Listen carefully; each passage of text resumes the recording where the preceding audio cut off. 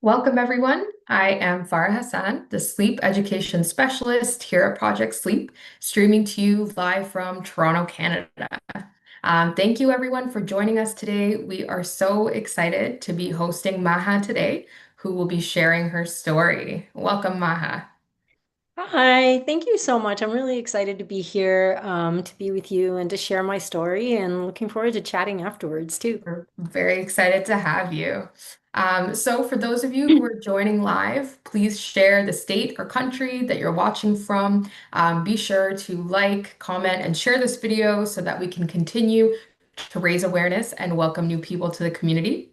I'd like to encourage everyone to please share your questions and your comments for Maha throughout the broadcast, as she will be answering some questions after her presentation.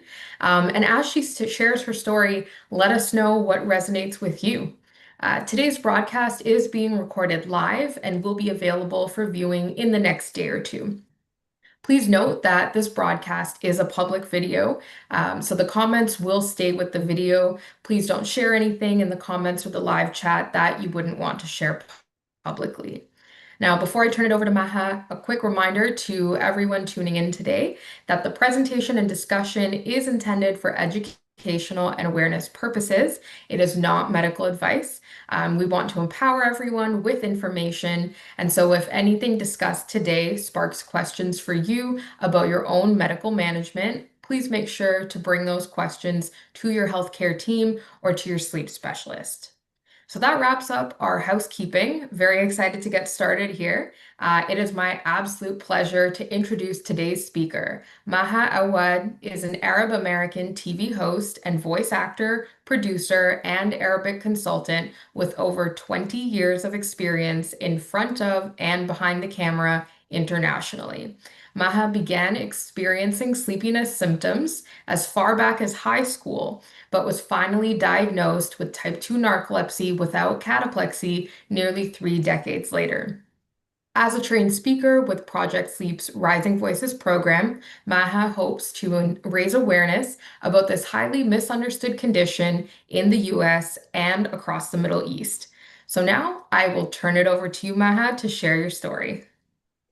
Thank you, Farah, and thank you for that awesome introduction. It gives people a little bit of an idea of who I am. And so then when I start and tell you everybody that a little bit about me growing up, I was born in Cairo, Egypt, and I moved to LA with my family, immigrated to LA with my family when I was 7 years old. And let me look at these pictures that I have here to share with everybody. And as you can see, there's little pictures of me as a baby, a chunky little baby in Egypt, and then a bright-eyed little girl. And then there's a lovely picture down there of my family, and nothing screams immigrant family like a Pilgrims and Indians dress-up theme Thanksgiving, which you can see right there when we first moved to the States. Once I learned English and everything, I became a typical 80s kid, big hair, loved my MTV, loved drawing, painting, fashion design. I was very driven, very good student with big creative artistic dreams. I wanted to one day win an Oscar for costume design. You can see there on the far side of my photos, my first art exhibit in high school. I didn't really experience a lot of symptoms in high school that I can remember, but I do remember, I think I was either a junior or a senior in chemistry class, and there's the periodic elements table up on the wall, a big one, and I would always sit in the front because I was such a good student. And I would remember more than once where I would just start to kind of doze off, and that whole periodic table would just kind of fade to black on the sides. Didn't think anything of it, you know, chemistry and science was not my thing. I was an artsy fartsy student and thought maybe it wasn't my most exciting class. Still did well, graduated, and then flash forward to the 90s. I'm now a student at UCLA. Let's go to our next slide here. Was a grunge rocker, still made art, played the guitar and sang. You can see me there with my little posse and my Doc Martens and all that good stuff, flannel shirts. And this is when I really did start to notice things. I remember I was taking a philosophy of religion class, and it was a big lecture hall at UCLA with 400 or 500 students, and it was easy to kind of put my head down and, take a little naps without anybody noticing. But what I noticed when I came to study for the exam, and I was looking at my notes back when we actually took notes on paper and pencil, not like nowadays on your iPad or your laptop, is that all my notes started out as sentences, but then trailed off into little squiggles at the end. So I literally had like no notes to study from. And I managed to still get a good grade and graduate. You can see me there graduating with my honors and my gold ribbon and everything, my gold braid. And I didn't think anything of it because, philosophy of religion is a big, heavy subject, not the most exciting, stimulating class. So just, kind of attributed to that. After college, my family decided to move back to Cairo. And so, I was starting a new life, career, making new friends, and I met a nice group of kind of like-minded young people. And within that group, I met a guy who had a story very similar to mine. He had grown up here, actually in Northern California, and had moved back to Egypt with his family as well. And I really liked him, and he asked me out on a date. He had gotten tickets for the Alvin Ailey dance troupe. They were coming to play at the Cairo Opera House. I was 26 years old, and I was very excited. It was a magical night. We got all dressed up. We went. The performance was beautiful. And then, as we were driving home, we're sharing stories, and he's telling me about his life. And he opened up and was really telling me a lot about their move back to Egypt, and it was because his father had passed away, and he was telling me all about it and how it affected him, and I fell asleep. So, needless to say, there was no second date, and it was really disappointing. I felt terrible because it wasn't that I wasn't interested in him or in what he was sharing or what he was telling me about. Quite the opposite. It's just I couldn't help it. I couldn't control it. So, as I mentioned, needless to say, there was no second date. And, for many years, I just kind of beat myself up about it and thought, was this the one that got away? As I mentioned, I was, building a career for myself. And because of my love of fashion and wardrobe and costumes, I became a celebrity stylist. I was doing fashion editorials, music videos, album covers, and everything. And I remember a lot of times on set, I would kind of hide in the wardrobe room and, where it was dark and quiet and take a little nap. And I always thought it was just because, call times were really early. I'd been working hard preparing for the shoot and we were up at 5 a.m. and all that. But I do remember one time the director came looking for me. He needed me on set and found me asleep in a corner. And it was really, really embarrassing. I'm trying to build myself as a, stylist and, this career woman. And here I was dozing off or taking little naps in the corner in the wardrobe room. Also, at the same time, I became a TV host. And because I spoke perfect English, having grown up here in the States, I was always doing all the international celebrity interviews. You can see there in my pictures. I interviewed Mark Anthony and Shakira and Ricky Martin, and there's my magazine cover, and there's also a picture of me there styling a very famous Middle Eastern singer. I had my own late night TV show where it was live, and I would interview celebrities, usually musical celebrities, musical artists. And I remember more than once, especially because it was in the evening, I would doze off during the interviews. I could just feel myself dozing off. But I had gotten really good at faking it and just kind of pretending like I was closing my eyes to enjoy the music and everything. But I remember it happened more than once. And when I would get home, my mom would kind of laugh and say she could tell because she knows me so well. She could tell that I was falling asleep. But like I said, I just got very, very good at hiding it and kind of functioning with it. And once again, just always finding excuses. It was a late evening show. I'd had a long day before that. But sure enough, that was not the reason. Um, and then when I was 36 years old, I was married in Egypt and had my daughter. She was a baby. And when I was 36, my marriage was falling apart. And I decided I wanted a fresh start and wanted to come back to LA. So I moved back to LA with my baby, and here I was rebuilding my life, rebuilding my career, my social life after 14 years in Egypt as a single mom to an infant. And it was very challenging. I was trying to work, still be, in front of the camera doing interviews, as you can see in my pictures, trying to raise my little girl all by myself. But I was falling asleep in work situations, in social situations. Some of my memories where I remember one time I was with my friends and we were out for a night of fun and dancing, and I was falling asleep standing up at a dance club. I also remember one time I went to a Ramadan prayer, and it was a beautiful prayer, an amazing sermon. It was very spiritual, and I was so happy to be there. But I remember standing up, and as I'm standing there listening to this wonderful sermon, I was literally tipping over. And I was just so, disheartened and disappointed. Like, why? Why is this happening to me here? There's this amazing spiritual moment and a moment of connection, and I can't even keep my eyes open.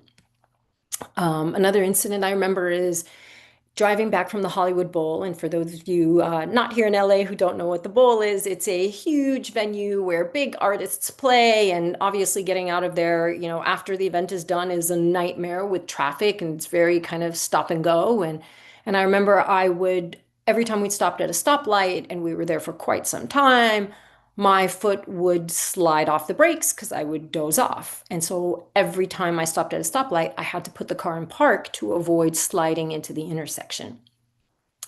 Now, around this time in my late 30s, I had heard of narcolepsy, but only from what I'd seen on TV and in film, which is usually comical and over exaggerated and very binary, very black and white. And, that's not what I have. I'm not falling asleep mid conversation with people.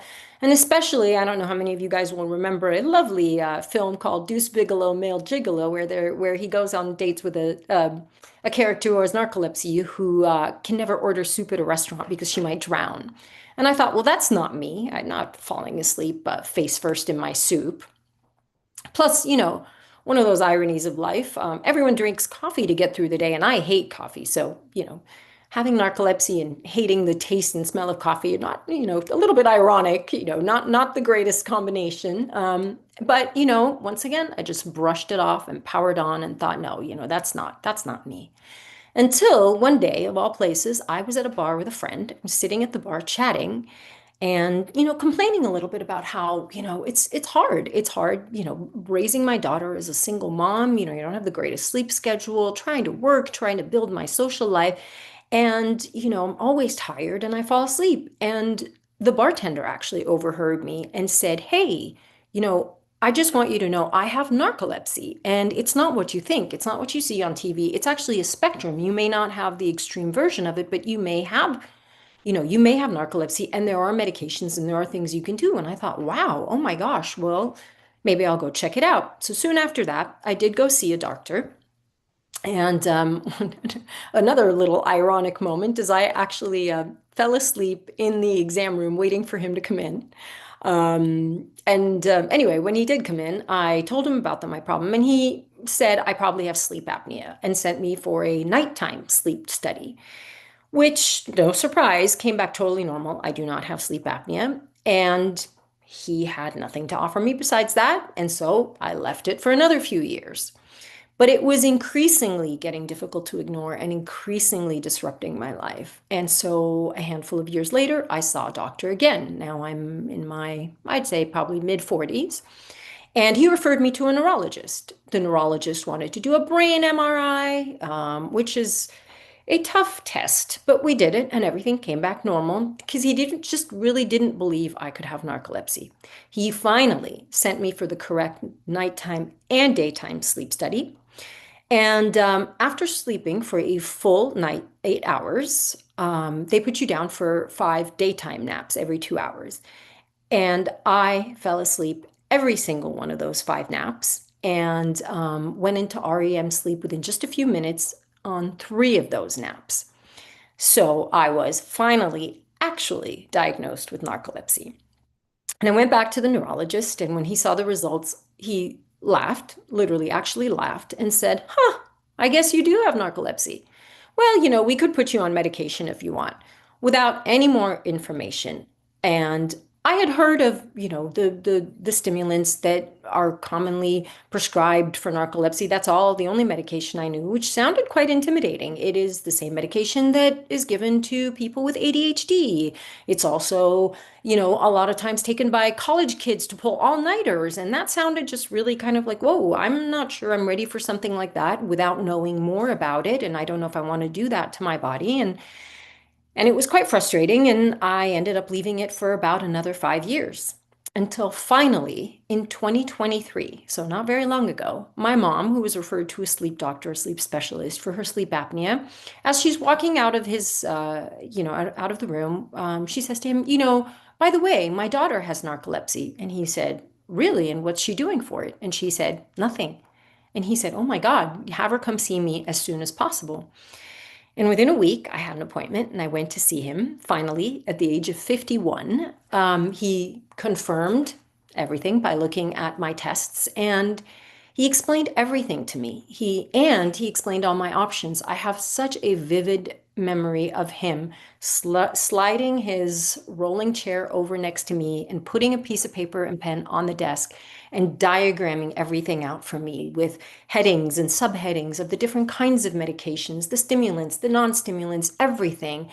And it was so just amazing for me to finally have an understanding, to understand it all. And he made me a part of my treatment journey. We worked together and it just changed everything. And obviously, some of the main things he explained to me, and which I will go into in a second, I had spent so many years just kind of trying to thug it out, making excuses, pushing through, blaming myself. I'm just not getting enough rest. I'm not doing this. I'm not doing that. Until finally, in 2023, after over 30 years, after 3 decades, I found out that I didn't have to just live with it. And he explained that narcolepsy is a chronic neurological disorder that impairs the brain's ability to regulate the sleep-wake cycle. It affects about 1 in 2,000 people, 200,000 Americans, and possibly around 3 million people worldwide. Symptoms can vary from person to person. The primary one is excessive daytime sleepiness. So periods of extreme sleepiness during the day that feel comparable to how someone without narcolepsy would feel after staying awake for 48 to 72 hours. Yes, very much so. Falling asleep on dates, at work, at a dance club, standing up, absolutely. Cataplexy, striking sudden episodes of muscle weakness, usually triggered by strong emotions such as laughter, exhilaration, surprise, or anger. The severity may vary from a slackening of the jaw or buckling of the knees to falling down. The duration may be for a few seconds, all the way to several minutes, and the person remains fully conscious even if they're unable to speak. I'm fortunate to say that I do not experience cataplexy. Another symptom, hypnagogic and hypnopompic hallucinations, visual, auditory, or tactile hallucinations upon falling asleep or waking up. These can be really frightening and confusing.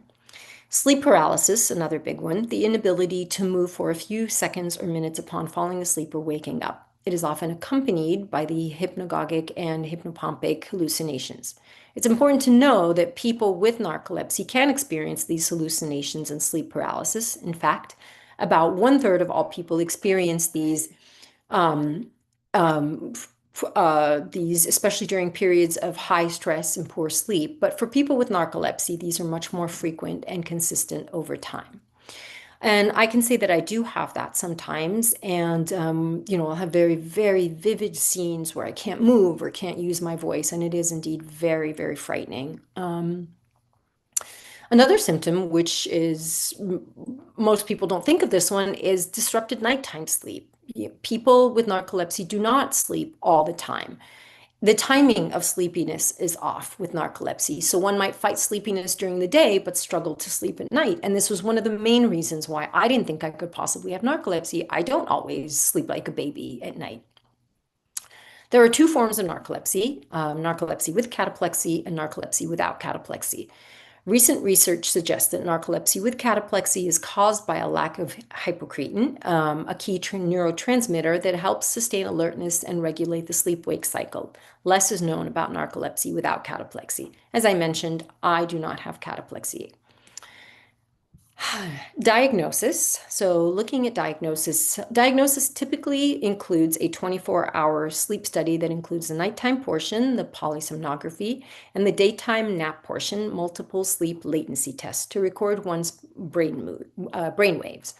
The diagnosis is mainly based on how quickly and frequently one goes into rapid eye movement, REM, or dream sleep stage during these tests. And as I mentioned in my test, in my MSLT, I did go into REM sleep, 3 of the 5 20-minute daytime naps within 2 to 3 minutes. And just for reference, it typically takes someone without narcolepsy between 60 to 90 minutes to actually go into REM sleep. Now, there is currently no cure for narcolepsy, but treatment for symptom management varies widely by person, but may include nighttime and histamine-driven medications to decrease excessive daytime sleepiness and cataplexy, wake-promoting or stimulant medications to increase alertness, antidepressant medication to decrease occurrence of cataplexy, scheduled daytime naps. And coping strategies obviously vary from person to person, but may include social support, such as meetup groups or social media, and improvement in general health and wellness through sleep hygiene, diet, and exercise. And to tell you a little bit about my treatment journey since 2023, we first started with a stimulant, which did not work for me. It very much gave me a sense of anxiety and a kind of sense of impending doom, which no one wants. And then we tried a histamine-directed medication. And in my case, which is probably quite a unique case, but it's important to mention because unless someone tells you about it, you're never going to think of it. So this medication speeds up the activity of a specific enzyme in the body. This enzyme helps break down the hormones that are also in the birth control pill. So by speeding up this enzyme, the drug can cause the hormones in your birth control pill to break down more quickly, rendering them less effective.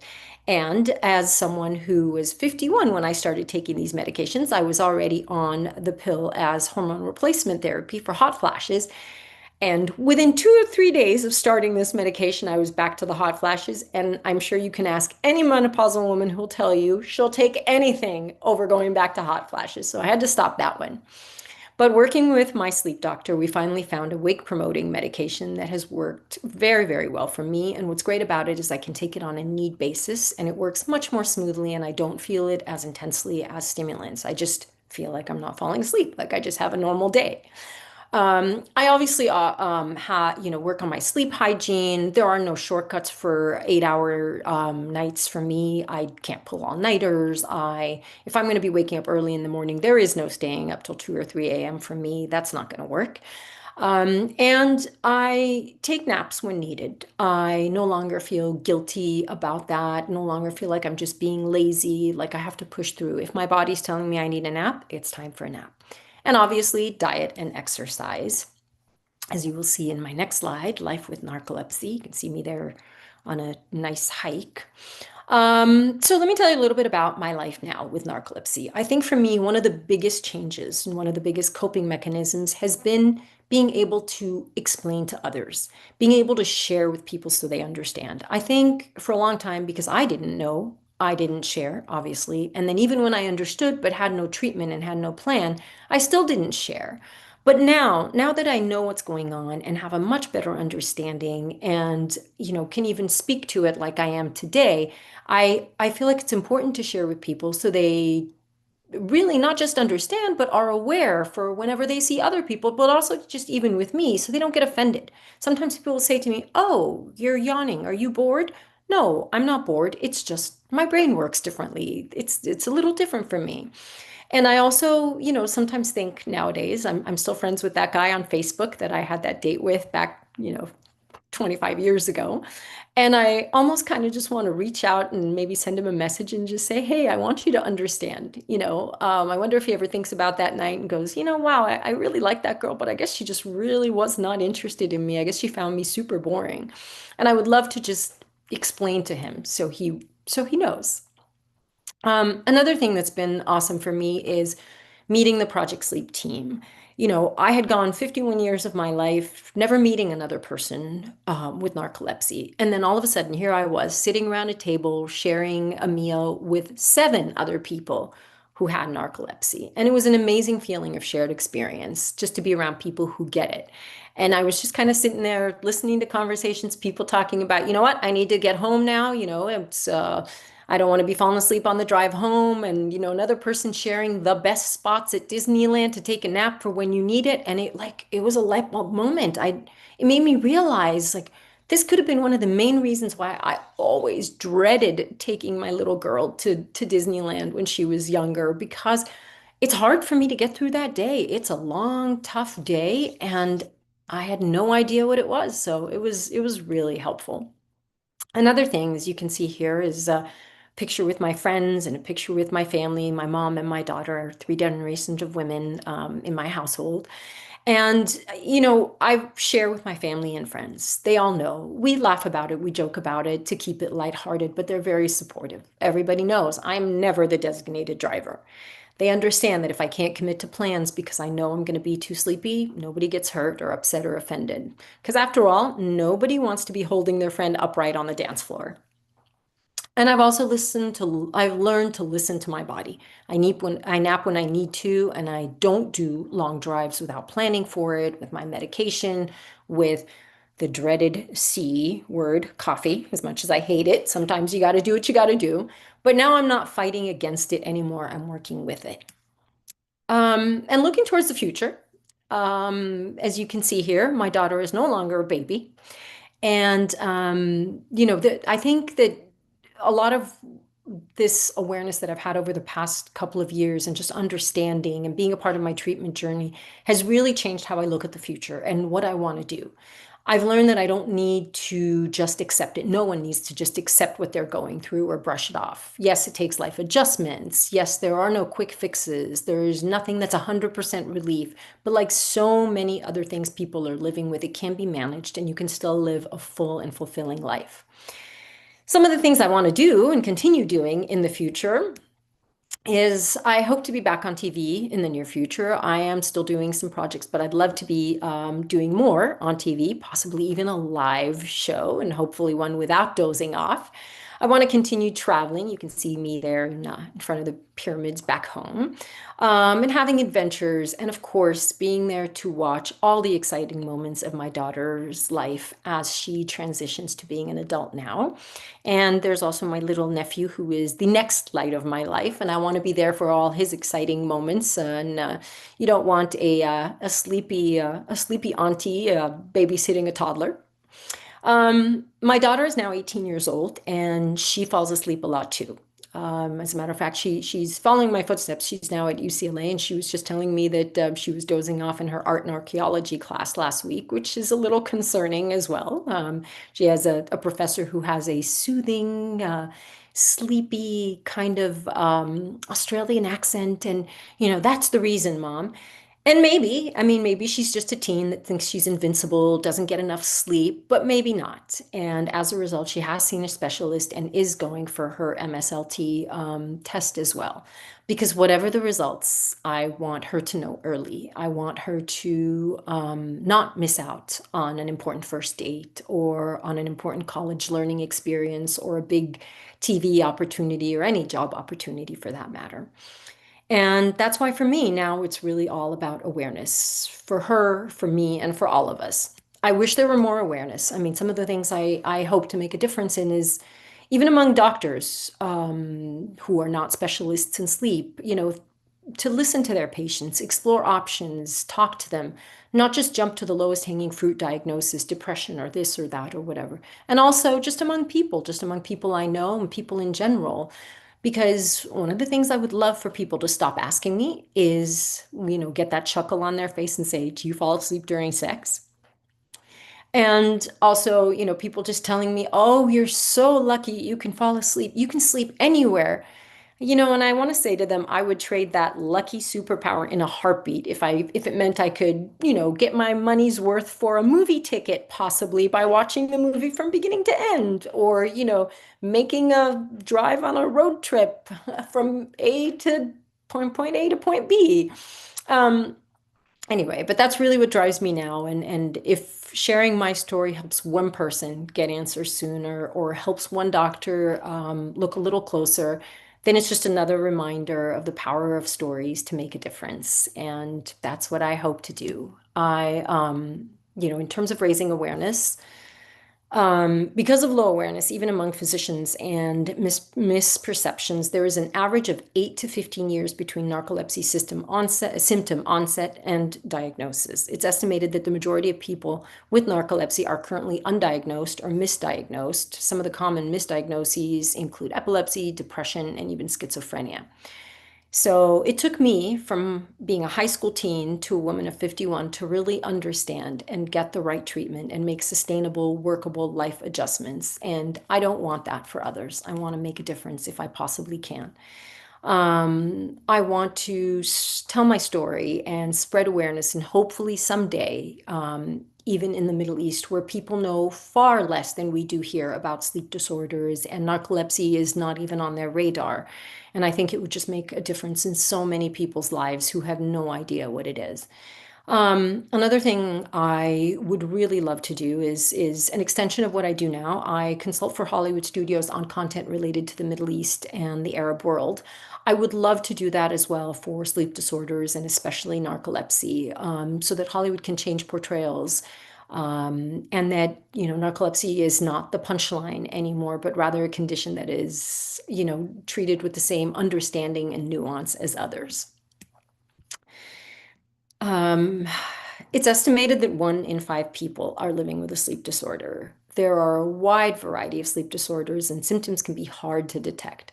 If you have questions about your own sleep, personalized support and resources are available through Project Sleep's Sleep Helpline,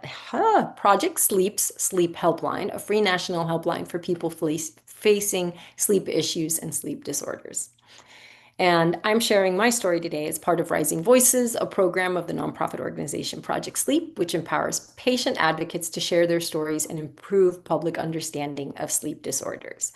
Thank you to Project Sleep, and thank you to Rising Voices for really, really helping me be able to put my story together and share it in a way that hopefully will resonate with people and inform them and make a difference.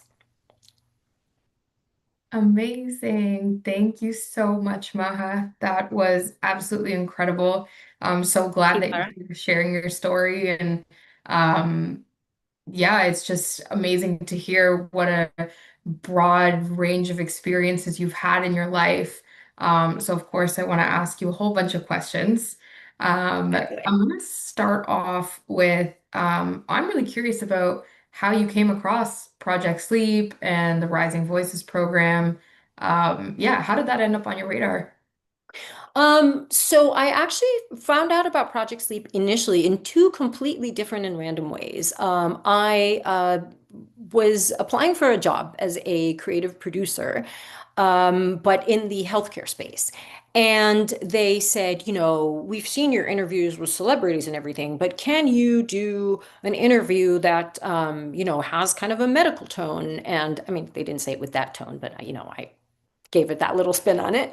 And I thought, oh my gosh, well, who do I know and who could I interview about a subject that's really personal to me? And so I called my sleep doctor and said, hey, will you do me this favor of letting me interview you as a kind of a job audition? And he said, sure. And so we sat down and had this really amazing conversation. Obviously, when you go see a doctor in an office, you don't have a lot of time to talk about things like that. But when we sat down and did this interview, he spoke quite a bit about Project Sleep because he's heard of the organization, he works with them, and I thought, wow, that's really cool. And he said, you should get connected with them. They're a really cool group of people, and they're doing this. And I thought, wow, that's really interesting. And then for one reason or another, I didn't. And then about, I want to say maybe 6 months ago, I was having coffee with a friend of mine who runs the Hollywood Health and Society Okay. organization, which helps Hollywood get portrayals right of all different kinds of things. And she was telling me, she's like, we recently did this panel about sleep and sleep disorders, and we had people from the Project Sleep organization. I said, oh my God, wow, I've heard of them. I've heard of them from my sleep Yeah. doctor. And that's when I said to her, I said, hey, by the way, I also have narcolepsy. And she's like, why didn't you ever say anything? And it was another one of those things where I was like, note to self, I really need to start sharing this with people. And I thought, okay, now is really time for me to reach out. Now it's come at me from two different directions. It's time for me to make that Yep. move. And that's what I did. And the first thing that I did when I was scrolling, kind of looking through Project Sleep, was the Rising Voices program and application. I was like, oh my God, this is something I would love to do. I love speaking to people. I love sharing stories. I love, telling stories. And so this would be perfect. And that's how it happened. Well, we're really glad you ended up here, and your doctor sounds amazing. So He's pretty nice. great. Yeah. Yeah, well, that's wonderful. So I'm hoping we can kind of go back to, you mentioned a number of different life transitions, and particularly sort of having a fresh start as a single mom, raising your daughter. There's all kinds of obstacles, challenges, all kinds of things that come with just moving your life, let alone, restarting it. And of course, that too with undiagnosed sleep disorder. I'm hoping, you'd be willing to share a little bit about how you navigated, the ins and outs of being a single mom. You touched on it, but, how did you adapt your life, deal with these symptoms when, you didn't know what they were and no treatment? Yeah. Well, it's funny because just thinking about it myself and looking back, I'm kind of like, how the heck did I do? You know what I Yeah. mean? So I wish I had more answers. I think that, it's crazy how people don't realize how much they, overextend themselves or how much they, will live with something or push through something when driven to and when they don't understand what it is. You know what I mean? I mean, how, you'll see people who have whatever disorders or ailments or something and they push through until they go see a doctor and the doctor's like, how did you do that? Like, how have you been doing that? So, it was definitely like in retrospect, it was definitely challenging. I mean, with when you have a young one, your sleep is never, Mhm. they don't let you sleep to begin with, and everybody's like, oh, just sleep when they sleep. And sure, it's easy, but it's really hard. Yeah. It's like it's really hard. And I'm pretty good at falling asleep on command, mind you, but it's not that easy to wake up. It's not that easy to Yeah. get back up, and when they're ready to wake up, and so I think it was a lot of just pushing through. But one thing that as I was writing, just kind of my story through Rising Voices, I realized something that I hadn't realized before. And this sounds a little melodramatic, but there was a little bit of guilt because I didn't understand. I would feel guilty about being sleepy. I was Yeah. embarrassed by it. I was, like, gosh, like, why am I doing this? Why didn't I, get a better sleep last night, or why didn't I have a coffee even if I can't stand it, so that I Yeah. wouldn't be in this situation, and and now that I know better, it's like, man, I was hard on myself. I pushed through so many situations that I didn't need to if I knew better, if I Right. did.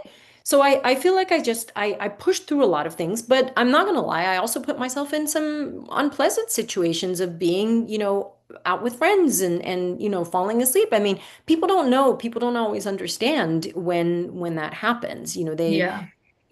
As I mentioned, sometimes people think you're just bored or disinterested or, something's just wrong or whatever. And I think that that's one of the things that is very different for me now. It's like, no, I want people to understand. I want people to know what it is and understand that it is a condition, that it's not a fault of mine. It's not a fault of Mhm. anybody's who experiences it. So yeah, just pushing through, thugging it out.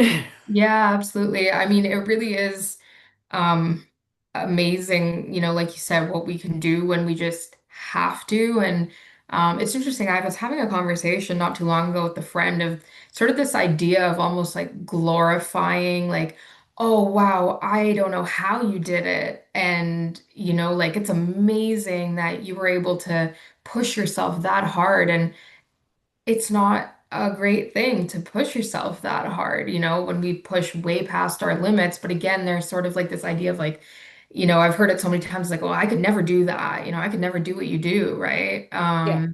And, I think like so much of this journey is just learning that like it's okay to have those limits, like you said, once you realize, okay, this isn't normal, I don't have to push myself quite that hard. Yeah.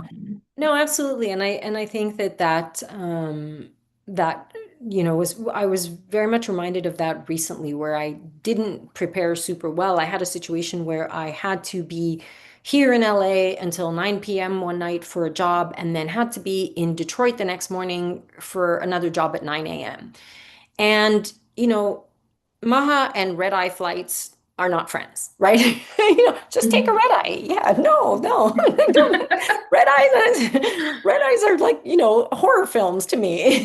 So, but I had to do it because I really just could not. And sure enough, the next day was just so painfully difficult for me. I was on this job and I literally could not keep my eyes open, and it was so hard because I was producing, and interviewing. I had to be talking to people. I had to be doing stuff. And I literally like every time I sat down, I was struggling, and and it reminded me very much of the past because I don't do that now. I'm much more aware, and I, manage my condition much better.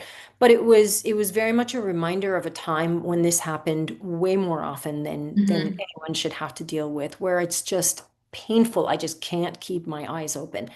And yeah, so I definitely am so much more cautious now and Yeah. take much better care of myself than I did in the past. Yeah, yeah. Um, you talked earlier about, these scenarios where you were falling asleep, no matter how hard you tried. I think you had mentioned like a Ramadan prayer, and, it just reminded me of some of my own experiences of, again, listening to a beautiful sermon and, wanting to feel connected. And it's like, no matter how hard you're trying, you just can't. Um, how did you learn to show yourself grace in those moments when, it can be hard, and, those feelings of guilt and frustration can constantly creep up. Um, but that it's not deliberate and that it's not your fault. How did you over time learn to, again, just show yourself kindness and grace? Honestly, I can't say it was an overtime gradual thing. I think there was really, for me, just a huge shift in 2023 once I had my diagnosis confirmed and once I understood treatment options and understood it was literally like, pre 2023 and post 2023, Okay. very very different. And like it's kind of funny. Since we've been posting about this story sharing today, as I mentioned this to you earlier, I've had friends who knew me from the time I lived in Egypt, reaching out on Instagram being like, how did I not know about this? Yeah. And it's been hard. Like I woke up this morning just like, how do I answer that? Like how do I answer? Because I didn't know about it. Yeah.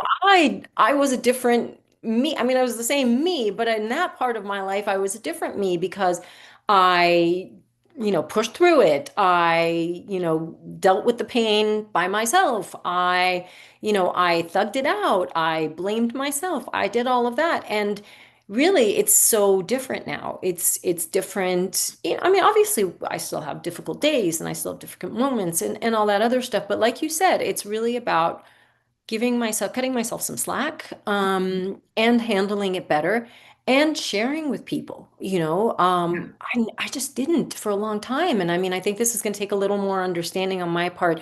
Was it was I a little bit ashamed of it? Was I a little shy about it? Because, Mhm. narcolepsy just doesn't sound very sexy. You know what I mean?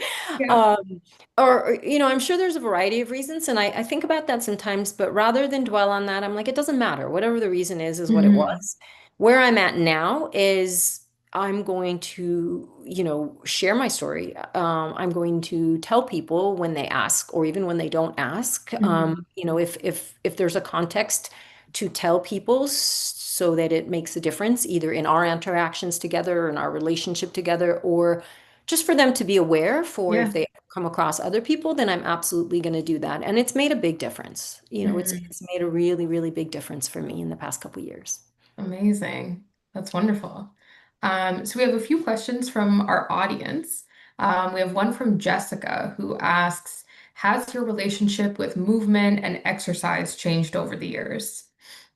It absolutely has. There's a variety of reasons for that, narcolepsy being one of them, but also just kind of the where I'm at age-wise. I think for me, um, I am much better about, my fitness and my health now than I was previously. And I think, that unfortunately kind of comes with age too, is when you're young, you tend to think you're, Nothing can Wonder hurt Woman, you. and yeah, Yeah. you can do all this stuff, and you can get away without a good workout, or you can get away without a good night of sleep, or you can get away with all Mhm. that. And now it's like, no, I need this for so many things, narcolepsy being one of them, and just, you know, um, aging, being strong as I get older, and thinking of my longevity, and thinking of not just that, but also just the quality of life I want to have going forward. Absolutely. Yeah. Yeah, of course. We have another question from Jessica, and I think this will tie in really well. You talked quite a bit about how much traveling is involved with your work. And so Jessica was asking, do you have any ways to keep up with a healthy diet while traveling or having changing schedules? Also just knowing that there's a big time difference to deal with Oh yeah. traveling to the Middle East. So yeah, maybe you could speak to that. Yeah, no, absolutely. I mean, I think travel is a really, really big one for me, that I've had to like make adjustments and accept, that things aren't going to be a certain way. I remember a few years ago, I was traveling with friends, and we were planning a trip to the Middle East. And, one friend was like, okay, so, we land on Monday morning, and then Monday we're doing this, this, and that. And I'm like, hold on. No, we're No, not. no, not for me. No, Yeah. that's just not going to happen. And so it's really, it's learning to plan better. Mhm. Especially after so many years of doing it. Like if I'm going to be, oh, okay, I'm doing a quick work trip to Dubai. Yeah, where the time difference is 12 hours, and the flight is 16 hours. So I get there, and then the next morning I'm at the office. Yeah, no, I mean there's a lot more just kind of pause and be realistic in your Yeah. expectations of what your body and your brain are going to allow you to do. And I think that, that now that I've made those adjustments, it makes a big difference for me. Like, yeah, in the past, it was like, oh, look at this red eye. Like I mentioned, look at this red eye. Yeah. It's half the price. I'm like, I will pay double the price the next day Yeah. in what my what life is going to be like the next morning. And so yeah, there's definitely been adjustments in that sense for traveling, especially long trips, where your circadian rhythms get completely thrown off because Mhm. your night is day and day is night. So Yeah. Yeah, absolutely. Yeah, I guess the value that we place in different things definitely changes with context and oh sometimes it's yeah. financial and sometimes it's like, nope, it's just, how am I going to function that day? So, Yeah, because I mean, I can save money on that flight, or I can, jam in one more, tour when we get there. But if I'm not awake for that tour, or if I can yeah, barely, it's the same as we were talking about the Ramadan prayer. I mean, I want to be present for every experience, whether it's a right. spiritual, religious experience, or whether it's a, travel experience, or whether it's a bonding experience with my daughter or with friends or whatever. Yeah, I want to experience it to the fullest. And if I'm struggling to stay awake, then that's not experiencing it to the fullest, and that's worth way more yeah. than anything else. Absolutely. That kind of brings me back to you spoke about, that first date, and this idea of, asking yourself, was that the one that got away? And I can think of a lot of scenarios of, not even necessarily just relationships, but opportunities. Like I know I've had so many things between, school and grad school and, career opportunities where it's like, if I had just like, is that the one that got away? Whether it was like I wanted to get an application in on time or, so many situations. And um, I'm wondering. is that still a mindset that you carry with you, or do you feel like that's evolved from feeling like, oh, that's the one that got away? Like, how do you cope with that? Because that's a heavy feeling, and it can be tough, Yeah. when you know it's not your fault, but you're the center of it. Yeah. Um, I think the main thing for me is now that I understand so much more and we talked about cutting myself some slack, is accepting that, you know what, it was meant to be this way. It was meant to mhm. turn out this way. I was not meant to end up with that person. I was not meant to have that particular job opportunity or Right. whatever the situation is, that quote unquote got away because of this. Yeah. Um, but to also really keep it in mind, like, so not to dwell on it, but Mhm. to also keep it in mind very much as a cautionary tale to not do that in the future. Do you know what I Yeah. mean? Yeah. So I'm not going to feel bad about that opportunity that got away, but I'm going to make sure now to set everything up in place correctly so that I don't experience that again, you know? Right. Yeah. Yeah. Yeah, absolutely. So you mentioned that, one of your goals is raising awareness, not just in the States, but also thinking about the Middle East, and, some of the differences in perceptions. Do you have ideas or, I know it's a broad goal, but are there things that, you're hoping to jump into or project ideas? Because that's a wonderful opportunity right there.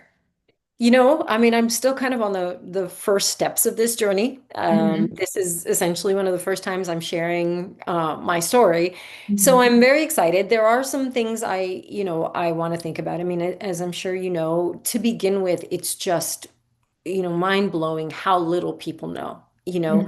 I mean, when we think about, the lack of awareness, even just here in the US, now take that and, multiply it tenfold. I mean, Right. we talk about misrepresentations in media. I mean, I don't think they even have any representations in media, but Yeah. it's changing. It's changing, and there is an appetite for, interesting stories. And as someone who works in media storytelling here and there, and connecting both, I hope that there are opportunities to inject stories or to somehow help push the needle on that, where even if it's just one character Right. that has a story that resonates with people, that somebody can remember, that somebody can go explore and just say, hey, let me check this out.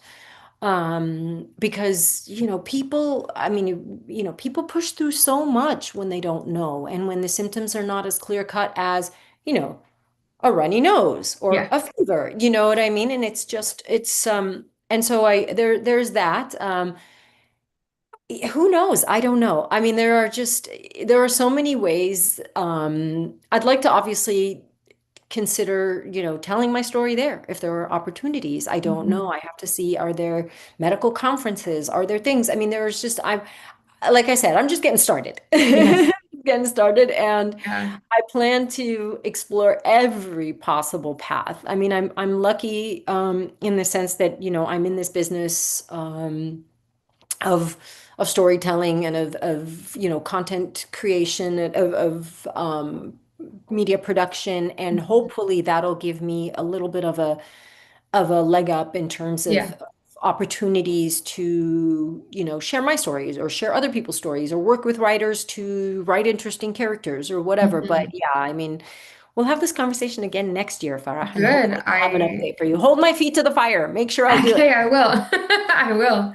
I mean, this is kudos to you on a huge first step. It's not easy, opening up some of the most intimate parts of our lives. And I remember my first experiences of sharing my story, and just kudos to you. You. I know you were talking about uh, different experiences of, again, people misinterpreting, what you're thinking, or sorry, what you're doing, and the fear of, being caught on the job, dozing off and things like that. And I imagine it's not easy to, forget all of those things. So yeah, big congratulations to you on taking Thank this first you. step, and Thank you. we're so excited to see all the things that are going to come. Thank Yeah, you. yeah. I'm gonna just do a quick check, see if we have any other questions. I'm gonna ask a couple more because we still have a few minutes, so I don't wanna. I'm gonna take advantage of this time. Um, you mentioned, trying a number of different medications, and I think that's something that we don't always realize is like it can be very up and down, trying to find, the right fit. And so I'm curious, when you did find, I think you said you landed on a wake promoting medication that, seemed to be like your best fit.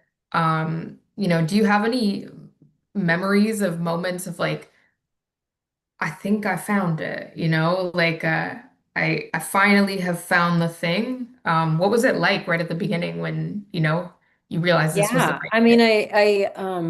it was definitely like, wow. But it, because it like, when it works best, you actually don't notice anything happen. You know what I mean? You're just Yeah. having a normal day. So Yeah. it wasn't the quick, oh my God, I found it. It wasn't like I had a headache and the headache went away. It was like, Yeah. it's just and I think that this is an important point too that I did mention, but I also want people to be aware, like you were saying, it is up and down, and it's not a, one size fits all type thing. And that is why it is so important for doctors to take the time to explain to people and to give them those options and to explain that there is going to be some trial and error. Because like I said, when I, in my second doctor experience, before I found my current sleep doctor, when he was like, oh, okay, we could give you medication, he was just talking about a stimulant. And I'm actually, even though I was frustrated that I left without anything, any treatment plan or anything, in retrospect, I'm really glad I didn't, because had I started that stimulant without the kind of support I have from my current doctor, Hmm. I've been freaking out because Yeah. stimulants aren't for everybody.